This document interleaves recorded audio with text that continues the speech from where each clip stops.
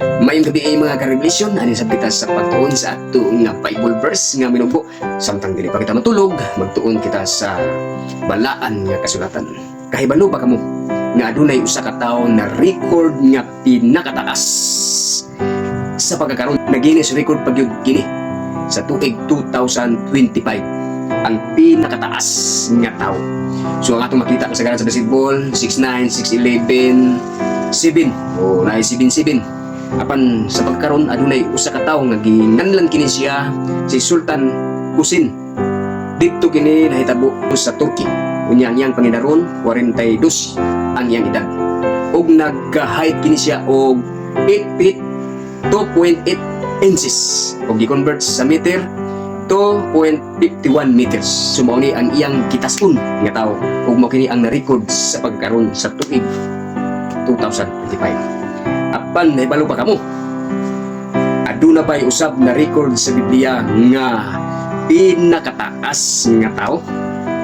So atong tanawon dinhi sa 1 Samuel 17:4 nangan dire.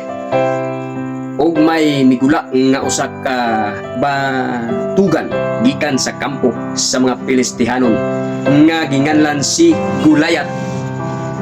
Sa kansang gitas-on may unom ka maniko ug usa ka dangaw.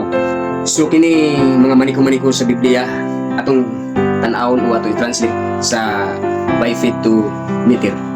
Ini siya kung gitan-aw aduna siya ay gitas-on nga 9 feet ug 9 inches.